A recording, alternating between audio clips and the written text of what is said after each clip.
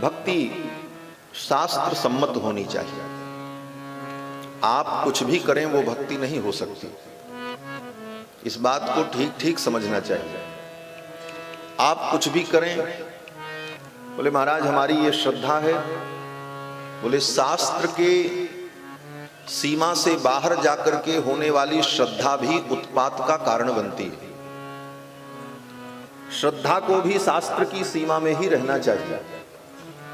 शास्त्र की सीमा से बाहर होने वाली श्रद्धा भी अंधश्रद्धा होती है, जिसको आज अंधश्रद्धा कहते हैं। अंधश्रद्धा की परिभाषा क्या है? बोले अंधश्रद्धा की परिभाषा यही है कि जो शास्त्र की सीमा से बाहर मनमुखी और भक्ति का ही पर्यायवाची शब्द कहा जाए तो श्रद्धा है। श्रद्धा को ही भक्ति कहते हैं। वो भी कैसी श्रद्धा, कैसा प्रेम? तो कहते हैं कि महनीय विषये प्रीति ही भक्ति ही। महनीय जनों के प्रति जो प्रीति हो उसका नाम भक्ति। सभी प्रीति को भक्ति नहीं कहते। बाप अपने बेटे से प्रेम करता है, लेकिन बाप के द्वारा बेटे के प्रति किया गया जो प्रेम है उस प्रेम को हम भक्ति नहीं कह सकते, क्योंकि वो महनीय के विषय में नहीं है। पिता के लिए बेटा महनीय नहीं होता। वात्सल्य का पात्र हो सकता है, दुलार का पात्र हो सकता है, वो महनीय नहीं होता। इसलिए बाप के द्वारा बेटे के प्रति किया गया जो प्रेम है वो प्रेम भक्ति नहीं है, वो प्रेम है।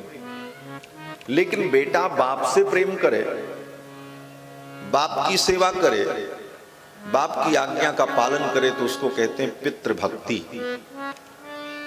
क्यों? बोले वो महनीय के प्रति, पुत्र के प्रति पिता महान। उसी प्रकार मां पुत्र से प्रेम करती है तो उसको वात्सल्य कहते हैं, लेकिन वही पुत्र अपने मां के प्रति समर्पित होकर प्रेम करता है, उनकी आज्ञा का पालन करता है तो उसको मातृभक्ति कहते हैं। तो महनीय विषय प्रीति ही भक्ति ही। महनीय जनों के प्रति जो प्रीति होती है उसे भक्ति कहते हैं। अब भगवान के संदर्भ में वो भक्ति कैसे है? तो कहते हैं भगवान सबसे महनीय है, महानतम है। वेदों ने कहा कि अणोर अणीयान महतो महीयान। भगवान महतो महीयान है, महान से भी महान है। और ऐसे महान परमात्मा के प्रति हमारी जो प्रीति है, जो श्रद्धा है, उसका नाम भक्ति। अब वो भक्ति किस प्रकार से हो? जैसे हमको समझ में आवे वैसे ही कर लें? कहते नहीं, शास्त्र के सीमा में रहकर इतिहास पुराणाभ्याम वेद शास्त्र विधिम बिना। आचार्य कहते हैं कि इतिहास पुराण वेद शास्त्र की विधि को छोड़कर केवला हेतुकी भक्ति ही उत्पाताय कल्पित। इतिहास पुराणाभ्याम वेद शास्त्र विधिम बिना केवला हेतुकी भक्ति ही उत्पाताय कल्पते। शास्त्रकार कहते हैं कि इतिहास पुराण को छोड़कर, वेद की विधि को, शास्त्र की विधि को छोड़कर केवल अपने मनमाने ढंग से हम भक्ति करें तो वो भक्ति क्या है? बोले उत्पाताय कल्पते। वो भक्ति उत्पात को उत्पन्न करती है। उस भक्ति से उत्पात हो। वो उत्पात क्या होगा?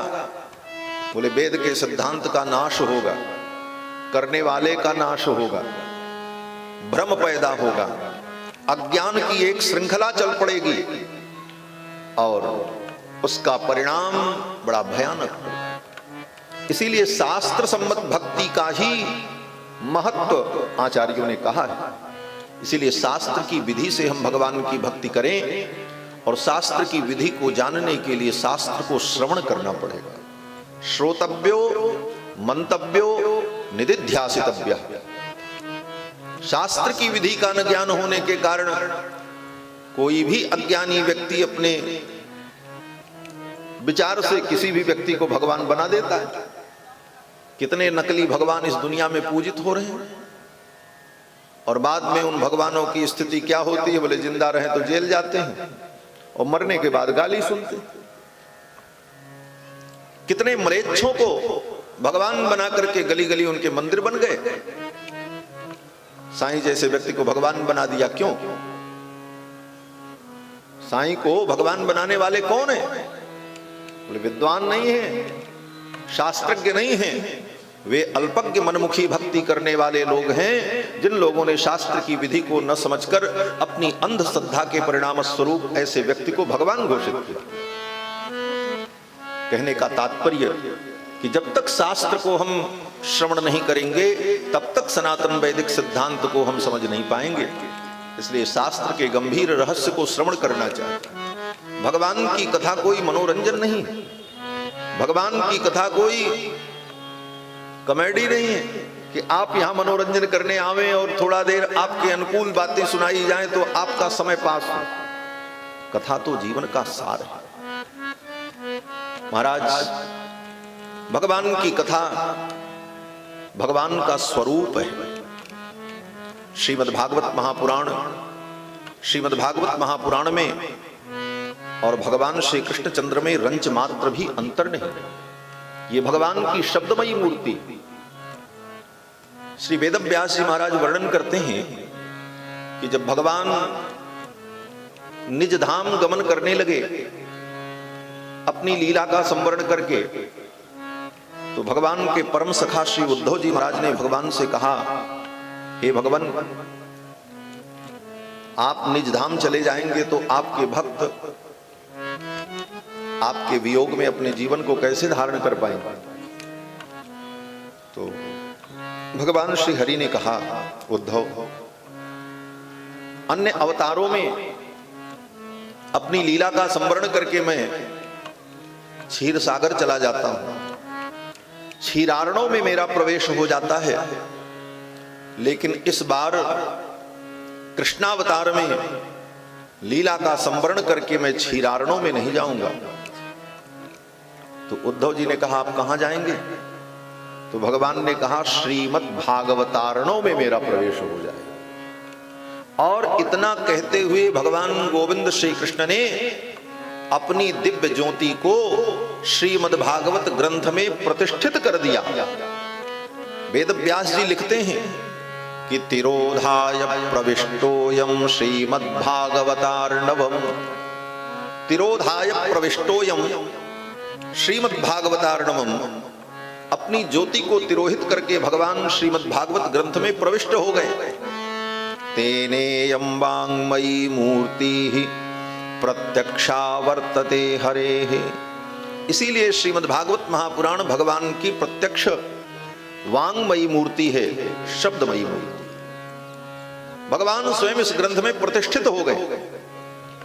श्रीमद् भागवत महापुराण का एक एक अक्षर, एक एक शब्द, एक एक वाक्य भगवान श्री कृष्ण का स्वरूप है। ऐसा ये दिव्य ग्रंथ श्रीमद् भागवत महापुराण परमहंसों की संहिता है। इस ग्रंथ के हर अध्याय के अंत में लिखा है पारमहंस्याम संहितायाम। ये परमहंसों की संहिता है। सुखदेव जैसे परमहंस ने इसको आत्मसात किया, वेद व्यास जी ने इसकी रचना की, लेकिन इसका रस श्री सुखदेव ने अनुभव किया और समय आने पर श्री सुखदेव जी महाराज ने राजा परीक्षित को सुनाया। वेद व्यास जी कहते हैं, इस रस को पियो, पिबत भागवतम रसम, पिबत भागवतम रसम। इस रस को पियो। कब तक पियो? बोले आलयम, पिबत भागवतम रसमालयम। पिबत भागवतम रसम आलयम। आलयम का मतलब मृत्यु पर्यंतम, जब तक मृत्यु न हो जाए तब तक इस कथा को पियो।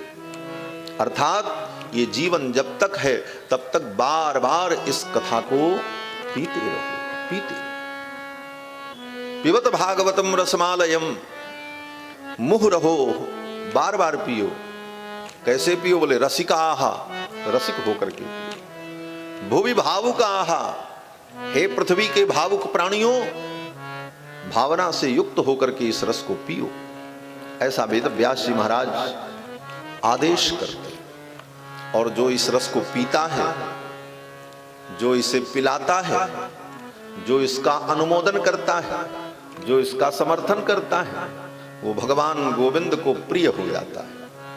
स्वयं भगवान श्री कृष्ण कहते हैं कि मत कथा वाचकम नित्यम, मत कथा श्रवणे रतम। जो मेरी कथा को सुनाता है, मत कथा श्रवणे रतम, जो इस कथा को सुनने में रत रहता है।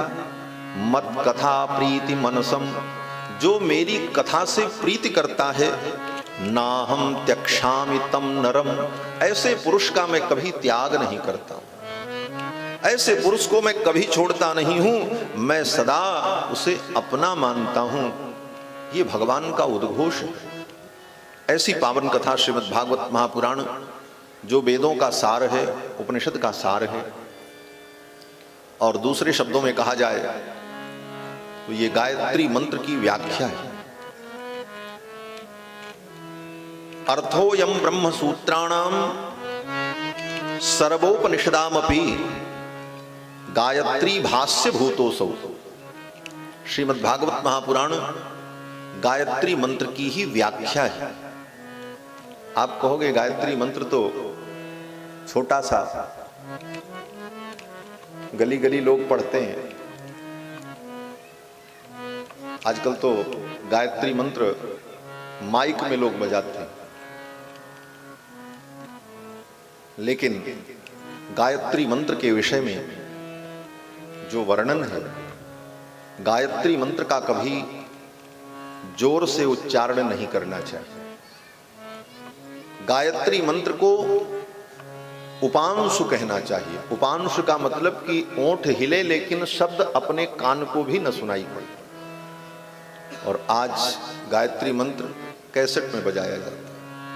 कारण कि शास्त्र के सिद्धांत को न जानने के कारण हमारी अंधी श्रद्धा हमें धर्म से विपरीत दिशा में ले जाती है और हमारा धर्म विकृत होता है। जहां पर गायत्री मंत्र की महिमा है, वहीं पर यह भी लिखा है कि गायत्री मंत्र का जोर से उच्चारण नहीं करना चाहिए। और विशेषकर गायत्री मंत्र, स्त्री को गायत्री मंत्र का कभी जप नहीं करना चाहिए। व्यासपीठ से मैं बोल रहा हूं, गायत्री मंत्र का जप स्त्री को कभी नहीं करना चाहिए। क्यों? बोले स्त्री गायत्री मंत्र का जप करे तो उसको विपरीत फल मिलेगा। कारण कि स्त्री का यज्ञोपवीत संस्कार नहीं होता, इसलिए स्त्री को गायत्री मंत्र जपने के लिए विधान नहीं। क्योंकि गायत्री मंत्र वही जप सकता है जिसका यज्ञोपवीत संस्कार है, और यज्ञोपवीत केवल पुरुषों का होता है। इस कारण से स्त्री के लिए भी गायत्री मंत्र का निषेध है। इन सारे विधि निषेधों को मानते हुए जब हम शास्त्र की मर्यादा में रहकर शास्त्र के वचन का अनुपालन करते हैं, तभी शास्त्र के बताए गए फल हमें प्राप्त होते हैं। श्रीमद् वाल्मीकि रामायण में श्री दशरथ जी महाराज ने जब वशिष्ठ जी से कहा कि आप अश्वमेध यज्ञ कराइए, हमें पुत्र की प्राप्ति हो, तो वशिष्ठ जी ने कहा ठीक है, हम कराएंगे। तो दशरथ जी ने एक बड़ी अच्छी बात कही। श्री दशरथ जी ने गुरुदेव वशिष्ठ से कहा कि हे गुरुदेव, कहीं किसी प्रकार की यज्ञ में कोई कमी न हो और विधि का नाश न हो। शास्त्र की जो विधि है उसी विधि से यज्ञ हो। क्यों? तो दशरथ जी कहते हैं कि विधिहीनस्य यज्ञस्य सद्यः कर्ता विनश्यति। विधि से हीन यज्ञ करने पर कर्ता का ही विनाश हो जाता है। छिद्रम ही मृगयन्ते स्म विद्वांसो ब्रह्म राक्षसाः। दशरथ जी कहते हैं कि ये राक्षस बड़े विद्वान होते हैं, विद्वांसो ब्रह्म राक्षसा। तो ये करते क्या हैं? बोले आप यज्ञ करने चलो, अनुष्ठान करने चलो, कोई जप करने चलो, तो आपके किसी भी धार्मिक अनुष्ठान शुरू होने के पहले देवता तो बाद में आएंगे, पहले कौन आता है? बोले राक्षस आ जाते हैं, बिना बुलाए आ जाते हैं महाराज। जैसे आपके यहां भंडारा हो तो जिसको आपने निमंत्रण दिया है वो तो बाद में आएंगे, लेकिन भगोना कड़ाहा चूल्हे पे चढ़ जाए और छनने लग जाए, महक लग जाए, तो जितने कुत्ते हैं गांव के सब पहले ही आ जाते हैं, पूंछ हिलाते कि कुछ मिलेगा।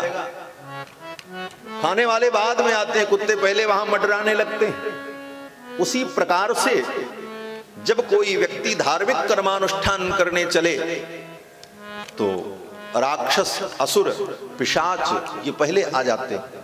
ये वाल्मीकि रामायण का वचन मैं कह रहा हूं, और वाल्मीकि रामायण कितना प्रामाणिक ग्रंथ है, वेदावतार है। वेद वेद्ये परे पुंस जाते दशरथात्मजे, वेद प्राचेद सादासीत साक्षात रामायणात्मना। वेद वेद्य परमात्मा जब 4 रूपों में प्रकट हुए, राम लक्ष्मण भरत शत्रुघ्न के रूप में, तो चारों वेदों ने ही परमात्मा के गुण का गान करने के लिए रामायण के रूप में अवतार लिया।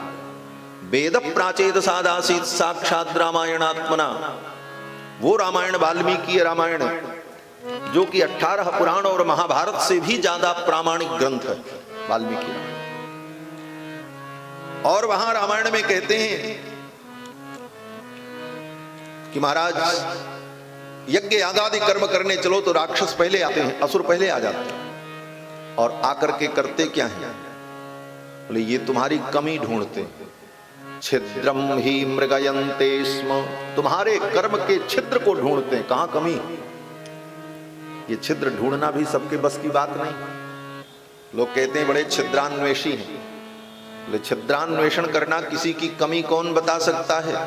वही बता सकता है जो उस विषय का मर्मज्ञ होगा।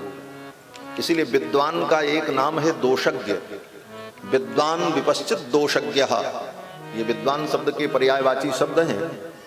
तो विद्वान को दोषज्ञ भी कहा जाता है, क्योंकि वो दोष जान लेता है, वो पकड़ लेता है गलती कहां हो रही, इसलिए विद्वान को दोषज्ञ कहा जाता है। तो ये राक्षस भी बड़े विद्वान होते महाराज। विद्वांसो ब्रह्म राक्षसा, दशरथ जी कह रहे हैं। और वो करते क्या हैं?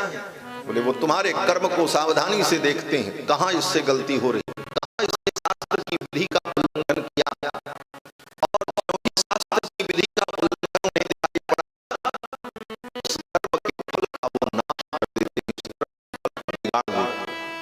छिद्रम ही मृगयन्ते स्म विद्वांसो ब्रह्म राक्षसाः, विधिहीनस्य यज्ञस्य सद्यः कर्ता विनश्यति। और फिर विधि से हीन कर्म होने पर उस कर्म के करने वाले कर्ता के द्वारा मनोवांछित जो फल है उस फल का विनाश हो। कितनी गंभीर बात है।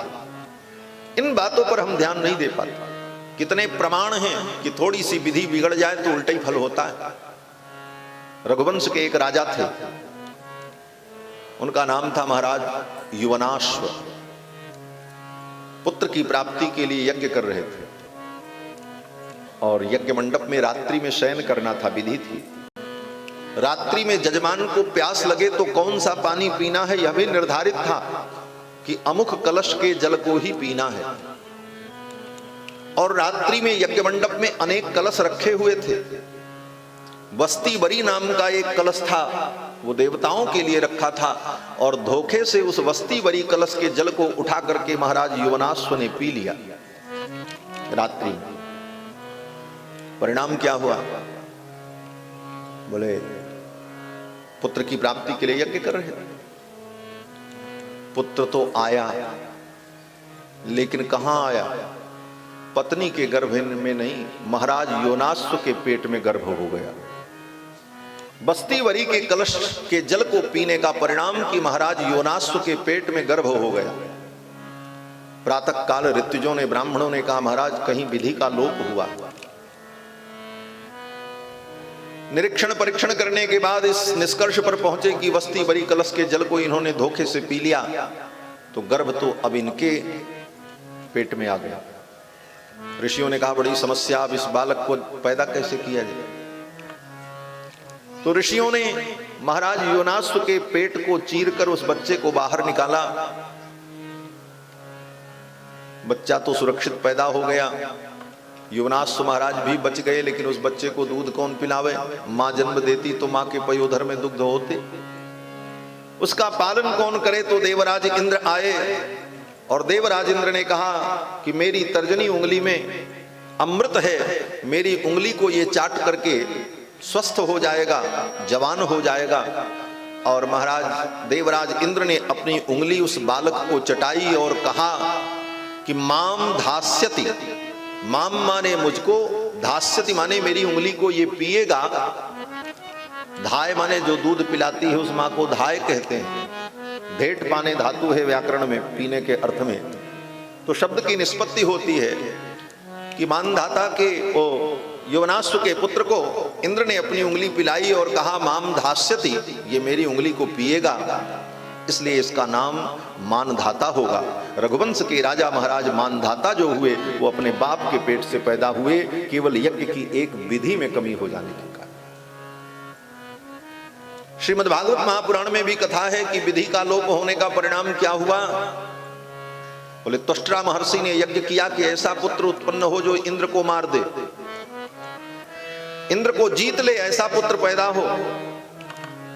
और संकल्प किया और संकल्प करके आहुति दी। इंद्र शत्रुर विवर्धस्व, इंद्र के शत्रु का विवर्धन हो, इंद्र का शत्रु पैदा हो जो इंद्र को मार दे, क्योंकि त्वष्टा महर्षि के पुत्र को इंद्र ने मार दिया था। तो इंद्र से बदला लेने के लिए त्वष्टा महर्षि ने यज्ञ में यह संकल्प किया कि ऐसा पुत्र पैदा हो जो इंद्र को मार दे, इंद्र शत्रु पैदा हो। मंत्र पूरा वही था, सब विधि वही थी, लेकिन एक छोटी सी गड़बड़ी हो गई और फल उल्टा हो गया। बालक तो पैदा हुआ, बड़ा पराक्रमी था, लेकिन वो इंद्र को नहीं मार सका, इंद्र ने ही उस बालक को मार दिया। और गड़बड़ी क्या हुई बोले, सुन करके आपको आश्चर्य होगा कि जिस मंत्र का उच्चारण किया त्वष्टा महर्षि ने, उस मंत्र के उच्चारण में एक स्वर का केवल अंतर हो गया, बस। स्वरतो वर्णतो मिथ्या प्रयुक्तो न तमर्थमाह, सवाग वज्रो जजमानम हिनस्ति यथेन्द्र शत्रु स्वरतो पराधात। स्वर के एक अपराध के कारण त्वष्टा महर्षि के पुत्र को इंद्र ने मार दिया। और शब्द था इंद्र शत्रु, यही शब्द था। इंद्र शत्रु शब्द के दो अर्थ होते हैं, दो प्रकार के समास होते हैं। इंद्रस्य शत्रु इंद्र शत्रु, षष्ठी तत्पुरुष समास, और इंद्र शत्रु जस्य बहुब्रीहि समास। अब दोनों में अंतर क्या होगा? बनने के बाद शब्द वही बनेगा, इंद्र शत्रु, लेकिन कहां पर बहुब्रीहि होगा, कहां पर तत्पुरुष होगा, वो एक स्वर के उच्चारण से भेद समझ में आएगा। और उस एक स्वर का उच्चारण बिगड़ गया और उसका परिणाम उल्टा हुआ और वो बालक मारा गया। इसीलिए वैदिक मंत्र कर्मानुष्ठान शास्त्र के मर्यादा से ही करना चाहिए। आज लोग कहते हैं हम क्यों नहीं मंत्र पढ़ सकते? मंत्र पढ़ने के लिए 12 वर्ष तक गुरु के चरणों में रहकर एक एक स्वर के उच्चारण को सीखना पड़ता, और तब सीखने के बाद जब योग्यता प्राप्त हो तब उस मंत्र के द्वारा सारी क्रियाएं की जाती हैं। एक स्वर गड़बड़ हो जाए तो उल्टा अर्थ हो जाता है। महर्षि पतंजलि जो योग शास्त्र के विद्वान हैं, महर्षि पतंजलि ने अपने व्याकरण महाभाष्य में यह श्लोक कहा है कि स्वरतो वर्णतो मिथ्या प्रयुक्तो न तमर्थमाह, सवाग वज्रो जजमानम हिनस्ति। वह मंत्र ही वाणी का वज्र बन करके जजमान का नाश कर देता। सवाग वज्रो जजमानम हिनस्ति यथेन्द्र शत्रु स्वरतोपराधात्, जैसे स्वर के अपराध के कारण इंद्र का शत्रु वृत्रासुर मारा गया। इन सब बातों को न समझने वाले लोग धर्म को धर्मशाला समझ बैठे कि धर्म धर्मशाला है, जो आओ वही ठहरो, जैसा चाहो तैसा करो। ऐसा नहीं, इसकी भी एक सीमा है, एक नियम है, एक सिद्धांत है। धर्म में लोकतंत्र नहीं चलता है, यहां बहुमत का सिद्धांत नहीं चलता है, यहां लौकिक संविधान लागू नहीं होते। धर्म के सिद्धांत में धर्मशास्त्र का सिद्धांत ही लागू होता है, धर्म के नियम ही लागू। वहां आप ये नहीं कह सकते कि सबके लिए समान अधिकार है तो हमारे लिए भी ये अधिकार है। जिसके लिए जो अधिकार विहित है वह अधिकार ही उसके लिए है, और उसमें रहकर वो भक्ति करे, धर्म के रहस्य को समझे, तभी उसका फल उसे प्राप्त